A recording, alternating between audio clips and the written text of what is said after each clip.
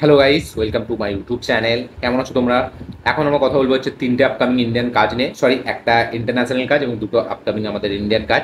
সব থেকে প্রথম যেটা ইন্টারন্যাশনাল কাজ সেটা হচ্ছে ফ্যান্টাস্টিক ফোরের ফার্স্ট ট্রেলার এখানে ছাড়া হয়েছে। ফ্যান্টাস্টিক ফোর ফার্স্ট স্টেপ, সেটার একটা অফিসিয়াল ট্রেলার ছাড়া হয়েছে।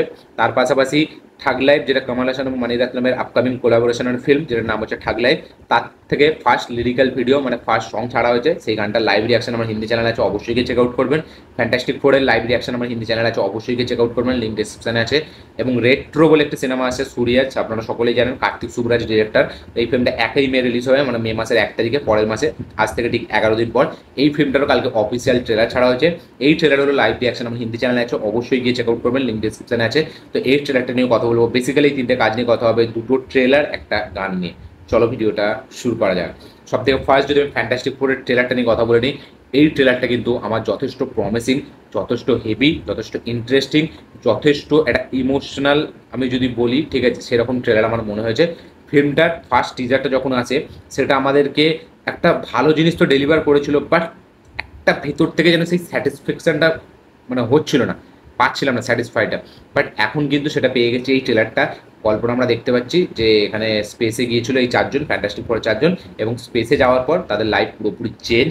এবার সিলভার সাফার পৃথিবীতে আসছে, তারা বলছে যে এই মানে দেশের এই মানে শহরের রক্ষাকারী কারা। তখন এখানে মেয়েটা বলছে, ফ্যান্টাস্টিক ফোর যে মেয়েটা, আমি নাম জানি, ভেনেসি কার্বি বলে নাম ওই নায়িকাটার। তো ও বলছে আমরা। তো তখন সিলভার সাফারের সাথে এবার তাদের লড়াই হচ্ছে। এবার সিলভার সাফারের পেছন করতে করতে এখানে যে ফায়ারম্যানটা সে উপরে যাচ্ছে এবং সেখান থেকে সে পড়ছেও আমরা দেখতে পাচ্ছি। তারপরে আমরা দেখতে পাচ্ছি যে গ্যালাক্টাসও এখানে আসতে চলেছে।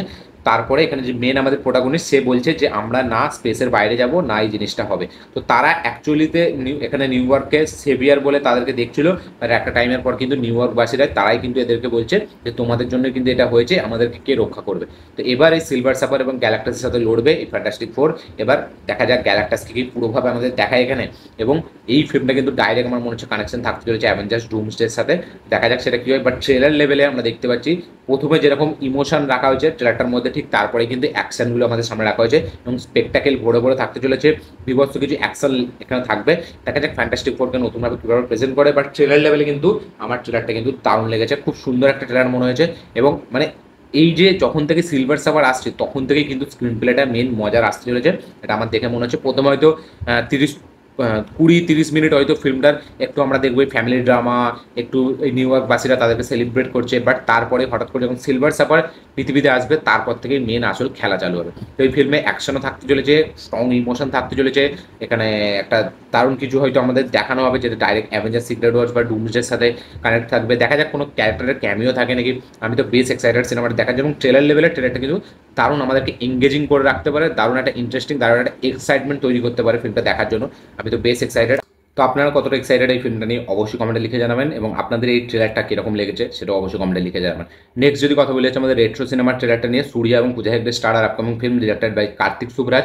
এই ফিল্মের ট্রেলারটাও কিন্তু আমার বেশ ভালো লেগেছে এবং আমার মনে হচ্ছে এই ফিল্মটা থেকে সূর্যার কাম ব্যাক হতে চলেছে। ইয়েস, ট্রেলারের এডিটিং স্টাইলটা যদি আপনি দেখেন, পুরো কার্তিক সুবরাজ যেরকম ফিল্ম বানায়, ঠিক আছে, মানে রিসেন্টলি এখন যেরকম ফিল্ম বানাচ্ছে সেরকম না, সে আগে যেরকম ফিল্ম বানাতো, ঠিক আছে, মানে সেরকম জিগার ঠান্ডা বলছে আমাদের, ওই যে ধানুষকে যে ফিল্মটা করেছিল, বা আরও পেটটা যেরকম ফিল্মটা করেছিল, তো সেই রকম লেভেলের একটা আমাদেরকে ভাইবস দিচ্ছে। এবং এই ফিল্মটার মধ্যে গল্পটা অ্যাকচুয়ালি কি, আমি দুটো ট্রেলার দেখেই বুঝতে পারিনি, হিন্দি ট্রেলার এবং তামিল ট্রেলার দেখে। বাট ফিল্মটা কিছু ক্রেজি হতে চলেছে, ফিল্মটা একটু ম্যাড রাইড একটা হতে চলেছে। এবং এখানে আমরা গল্পটা মেবি হালকা আমি ধাঁচটা করতে পারলাম, যেখানে সূর্যার ক্যারেক্টারটা সে একটা রাউডি এবং সে ঝগড়া ঝামেলা মারপিট নিয়ে থাকে। বাট একটা টাইমের পর সে পূজা হেগড়ের প্রেমে পড়ছে। বাট পূজা হেগড়ে চাই সে এইসব থেকে বাইরে চলে আসুক, বাট আসে না, তাই জন্য তাদের ব্রেকআপ হয়ে যায়। বাট একটা টাইমের পর আবার তারা একসাথে হচ্ছে, এবং তখন সূর্যা প্রমিস করছে যে আমি এইসব ছেড়ে দেবো। বাট তারপরে সে ছাড়তে চাইলেও সেই এই যে মারপিট ঝামেলা দাঙ্গা ঝগড়া, এই রাউডিপনাগুলো, মানে সে এই জিনিসগুলো সূর্যাকে ছাড়ে না, ঠিক আছে, সূর্যা এদেরকে ছাড়তে চায়, বাট সূর্যাকে এরা ছাড়তে চায় না। তো এবার এই নিয়েই মেন গল্প হতে চলেছে, একটা প্রেমের গল্প, বাট তার সাথে সাথে আউটসাইডের যেসব লাফড়া প্রবলেম সেইগুলো আমরা দেখতে পেতে চলেছি। বাট থ্রিলারের এডিটিং স্টাইলটা যদি আপনি দেখেন, একটা কথা বারবার রিপিটে বলছে। এবং মানে কার্তিক সুবরাজ যেহেতু কুইন্টিন ট্যারান্টিনো ফিল্মের মানে ফিল্ম বানানোর স্টাইলটাই হচ্ছে কুইন্টিন ট্যারান্টিনোর মতো, ঠিক আছে, এবং সে তাকে খুব ফলো করে, তাই জন্য তার ফিল্মে কিন্তু তার অনেকটা ধাঁচ আপনারা দেখতে পাবেন। তো এই ট্রেলারের যে এডিটিং স্টাইলটা আপনি দেখুন, একটা ডায়লগ বারবার বলছে, একটা মিউজিক বারবার বাজছে, তো তো এটাই হচ্ছে কার্তিক সুবরাজের প্রেজেন্টেশন, এটাই হচ্ছে কার্তিক সুবরাজের এক্সিকিউশন, এটাই হচ্ছে তার স্টাইল। তো দেখা যাক, আমি তো ফিল্মটা দেখার জন্য বেশ এক্সাইটেড। রিসেন্টলি আমি বলেছিলাম যে অজিত কুমারের গুড ব্যাড আগলি থেকেই কিন্তু গুড ব্যাড মানে অজিত কুমারের কামব্যাক হবে, এবং সেটাও কিন্তু হয়েছে। এবং এই ফিল্মটা কিন্তু নর্থে ভালো রেসপন্স না পেলেও তামিলে কিন্তু দুর্দান্ত রেসপন্স পাচ্ছে।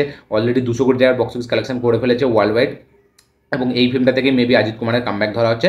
এবং এই ফিল্মটাও গুড ব্যাড আগলিটাও কিন্তু একটা ম্যাড রাইট, একটা পুরো ফ্যান সার্ভিস নাকি এই ফিল্মটা করতে চেয়েছে। বাট এই আদিক রবিচন্দ্রনের যেরকম স্টাইল, ঠিক আছে, ফিল্ম প্রেজেন্টেশনের সেরকম স্টাইল দিয়ে এই ফিল্মটাকে প্রেজেন্ট করা হয়েছে। তো দেখা যাক এবার কার্তিক সুবরাজ তার আগের স্টাইল, ভিন্টেজ কার্তিক সুবরাজের যে স্টাইল, সেই স্টাইলটা দিয়ে আবার বক্স অফিসে সূর্যাকে কামব্যাক দিতে পারে নাকি। এবং কার্তিক সুবরাজের এর আগের যে ফিল্মটা ছিল, যেটার নাম হচ্ছে আমাদের ডাবল এক্সেল জিগার থান্ডা, সেই ফিল্মটা 100 কোটি টাকার বক্স অফিস কালেকশন করেছিল, ক্রিটিক্যালিও অ্যাক্লেমড হয়েছিল, ফিল্মটা কমার্শিয়ালি সাকসেসফুল হয়েছিল। দেখা যাক এবার সূর্যার এই ফিল্মটা কিরকম হয়। এখানে সূর্যার পারফরমেন্স হেভি লাগছে, একদম আউট অফ দ্য বক্স একটা পারফরমেন্সে দিচ্ছে, মানে একটা কমার্শিয়ালি প্রেজেন্টেশন তাকে দেওয়া হয়েছে কমার্শিয়ালি একটা অ্যাক্টার হিসেবে। বাট সেখানেও সে কিন্তু ফাটাফাটি অ্যাক্টিং করেছে।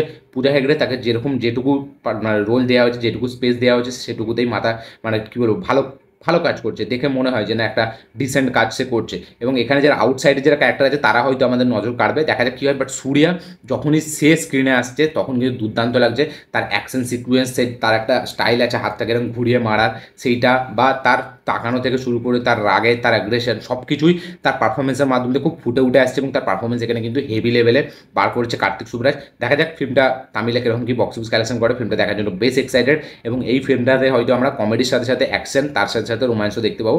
দেখা যায় এমনিতেই বলা হয়েছে লাভ লাফটার ওয়ার, ফিল্মটা যখন স্টার্ট হয় তখন, ট্রেলার যখন স্টার্ট হয় তখন আপনারা দেখবেন তারা এই জিনিসটাকে দারুণভাবে প্রমোট করেছে যে রেট্রো লাভ লাফটার ওয়ার। তো দেখা যায় এখানে মানে হাসিও থাকবে, এখানে অ্যাকশনও থাকবে, এবং এখানে প্রেমও থাকবে। আমার তো বেশ ভালো লেগেছে ট্রেলারটা, ঠিক আছে। আমি বলবো না যে হেভি কিছু আমি মানে পেলাম, বা আমি যেরকম টাইপের এক্সপেকটেশন করেছিলাম ফিল্মটা ট্রেলার থেকে সেরকম টাইপের এটা হয়নি, এটা পুরোপুরি অন্যই একটা ধরনের জিনিস বেরিয়েছে। বাট আমাকে ভালো লাগিয়েছে, মানে আমাকে সারপ্রাইজ করেছে এবং আমাকে ইমপ্রেস করতে সক্ষম হয়েছে। দেখা যায় 1 তারিখে ফিল্মটা আসবে, 1 তারিখে দেখে আমি রিভিউ করবো। পরে যেটা লাস্ট কথা বলবো সেটা হচ্ছে ঠাগ লাইফের ফার্স্ট সং, যেটার নাম হচ্ছে ঝিঙ্গুচা। তো এই গানটা কিন্তু একটা আমার কাছে এই গানটা একটা ভালো গান মনে হয়েছে। এবং এই গানটার যে ভাইবসটা একটা আমরা দেখতে পাচ্ছি, এটা বিয়েতে, এই গানটা হচ্ছে বিয়ের সময়, একটা বিয়ের ওকেশনে। এবং গানটার যে টাইটেল পোর্শনটা, যে ওখানে ঝিঙ্গুচা ঝিঙ্গুচা, সেইখানের লাইনটা কিন্তু আপনাকে মজা দেবে, সেইটা কিন্তু আপনাকে ডান্স করাবে, এবং একটা এনার্জেটিক ভাইবস এখানে দেয় এই পোর্শনটা। মানে এই যখন এই জিঙ্গুচা আছে এবং সেখানে সানিয়া মালোত্তার ডান্স, একটা ক্রেজি ভাইবস তো আছে, ঠিক আছে, মানে ভালো লাগায় ফিল্মটা। তো আমার তো বেশ ভালোই লেগেছে গানটা, মানে আমি বলবো না যে বিশাল হেভি লেভেলে কিছু আমাকে ব্যাপক লেভেলে সারপ্রাইজ করেছে, বাট ওই যে পোর্শনটা যখন আছে তখন সেইটা আমার স্যাটিসফাই করেছে, আমার গানটা ভালো লেগেছে। এবং পুরো কামাল হাসান, সিলাম্বারাম এসটিআর, তৃষাকে যেভাবে মানে তাদেরকে দেখিয়েছে, লাস্টে কামাল হাসান ডান্সও করে। বাট এখানে সানিয়া মালোত্তর ডান্সটা আমার বেশি ভালো লেগেছে, এবং সিলাম্বারাম এসটিআরের কাজও আমার বেশ নর্মাল ঠিকঠাকই লেগেছে। তো গান অনুযায়ী যদি আমি দেখি তাহলে আমার কিন্তু ওই পোর্শনটা বেশ ভালো লেগেছে, ওই জিঙ্গুজা, ঠিক আছে। বাকি ওভারঅল গানটা আমার খুব হেভি লাগেনি, বাট ওই পোর্শনটা ভালো লেগেছে এবং গানটার বিটস খুব ভালো। আমার তো গানটা ভালো লেগেছে। আপনাদের কি রিয়াকশন, কি বক্তব্য, কি মতামত এই গানটা নিয়ে অবশ্যই কমেন্টে লিখে জানাবেন।